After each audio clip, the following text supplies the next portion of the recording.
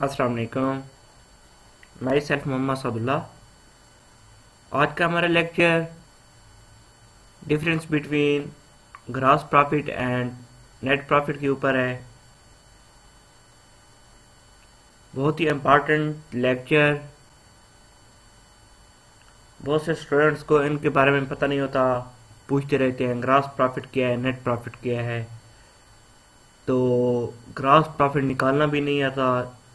जब gross profit नहीं निकलेगा तो हमारा नेट प्रॉफिट भी नहीं निकलेगा।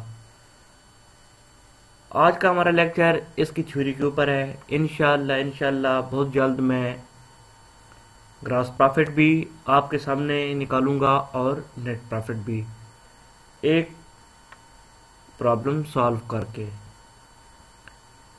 अब देखते हैं ग्रॉस प्रॉफिट क्या है।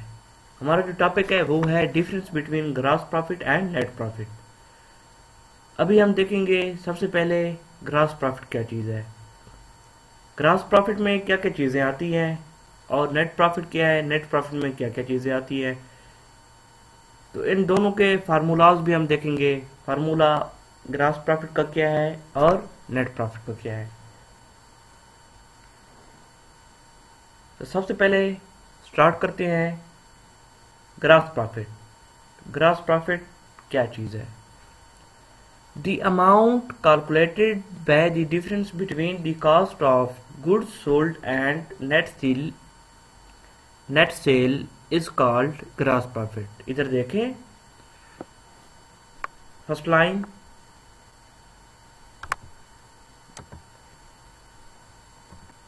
the amount क्या चीज? the amount calculated by, calculate हो रही है by the difference between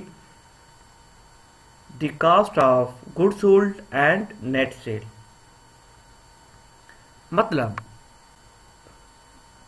वो अमाउंट कैलकुलेट हो रही है जो हमने एक चीज प्रोड्यूस की थी, एक प्रोडक्ट प्रोड्यूस किया था, एक प्रोडक्ट बनाया था, उसके ऊपर जो भी कॉस्ट लगी वो देखेंगे ग्रॉस प्रॉफिट में, और नेट सेल कि हमारी सेल कितने की हुई ये देखेंगे। मतलब हमारी जो चीज बनी, ऐसे समझें, एक एग्जांपल ले लेते हैं। हमने एक मोबाइल फोन बनाया, उस पे जो कॉस्ट लगी हमारे वो कितनी थी? वो थी 50,000। जो नेट सेल थी वो थी 90,000। ऐसे कर ले, ठीक है। कॉस्ट क्या थी हमारी? 50,000 एक मोबाइल बनाने के ऊपर, और नेट सेल, सेल कितने की हुई? 90,000 की। अब जो 40,000 है वो क्या है हमारा? वो ग्रॉस प्रॉफिट है। क्या चीज? कॉस्ट। अब इसका फार्मूला देखें हम।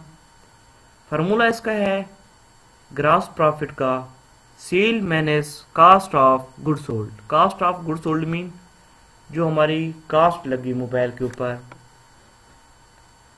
वो कितना थी? सेल हमने कितने का किया? 90,000 का किया, और कॉस्ट 50,000। अब इनको sale minus cost of good sold minus करेंगे, इसका आंसर क्या आएगा? 40,000 ग्रॉस प्रॉफिट आएगा हमारा। ये था हमारा ग्रॉस प्रॉफिट। उसके बाद चलते हैं, देखते हैं नेट प्रॉफिट क्या है। नेट प्रॉफिट ग्रॉस प्रॉफिट के बाद निकलता है। मतलब सबसे पहले हमें ग्रॉस प्रॉफिट फाइंड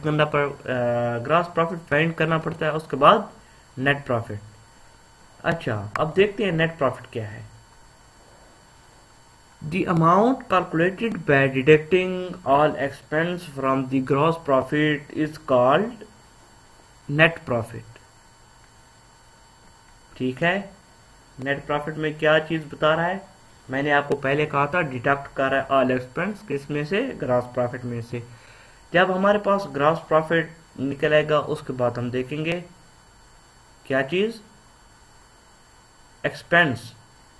एक्सपेंस को ग्रॉस प्रॉफिट में से जब माइनस करेंगे वो आएगा हमारा नेट प्रॉफिट। क्या चीज? The amount calculated by all expense, the amount calculated by deducting all expense from the gross profit is called net profit.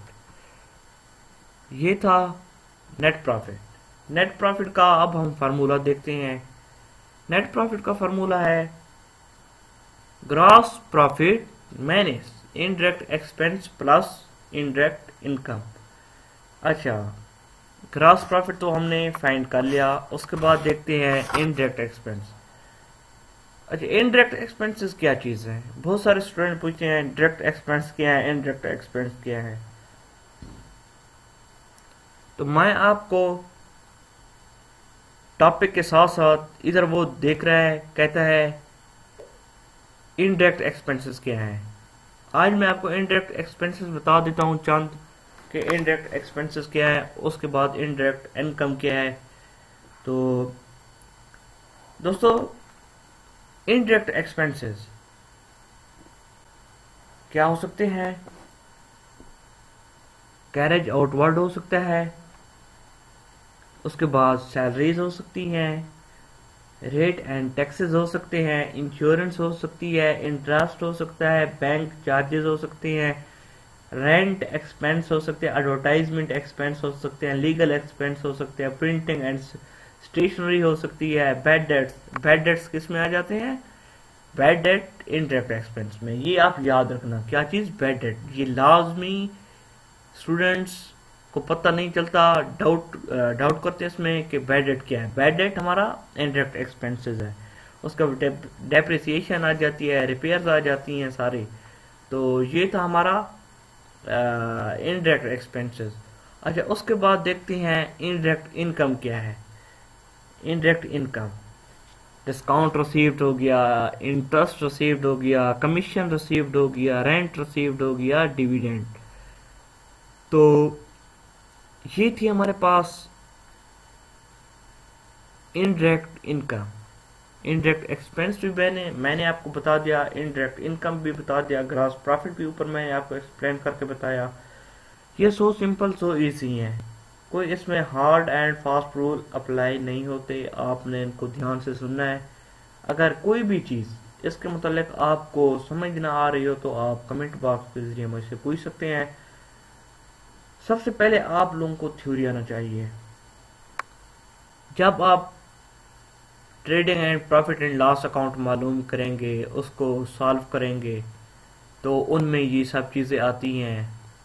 या प्रॉफिट एंड लॉस अकाउंट जब मतलब एक अलहदा हम फाइंड करते हैं, सॉल्व करते हैं, उसमें इनडायरेक्ट एक्सपेंसेस आते हैं, डायरेक्ट एक्सपेंसेस आते हैं। ये हमें देखना पड़ता है नेट प्रॉफिट में क्या चीज़ हमने मतलब इसको नेट प्रॉफिट को फाइंड करने के लिए क्या क्या चीज़ें देखनी है, किस चीज़ को किस चीज़ से माइनस करना है, क्या चीज़ प्लस करनी है, ये चीज़ें। तो अगर देखें हम नेट प्रॉफिट तो ग्रॉस प्रॉफिट ऐसे समझो हमारा मालूम हो गया। अगर हम नेट प्रॉफिट मालूम कर रहे हैं उसमें हम देखेंगे कि यार ग्रॉस प्रॉफिट तो हमने फाइंड कर लिया, उसके बाद इनडायरेक्ट एक्सपेंसेस। इनडायरेक्ट एक्सपेंसेस में बैड डेट आ जाए, उसको बैड डेट जिसे कहते हैं, वो पता नहीं चलेगा स्टूडेंट्स को कि यार ये तो इनडायरेक्ट एक्सपेंसेस है, इनकम है, क्या चीज़ है। तो अगर आप लोगों ने थ्योरी पढ़ी होगी, आप लोगों को पता होगा कि ये बैड डेट जो है ना, ये हमारा इनडायरेक्ट एक्सपेंसेस है। तो फिर जाके ये नेट प्रॉफिट हमारा इजीली फाइंड होगा, तो करेक्ट आंसर आएगा। ठीक है, मिलते हैं नेक्स्ट लेक्चर में। तब तक के लिए अपना रखिएगा बहुत सारा ख्याल। अल्लाह हाफिज़।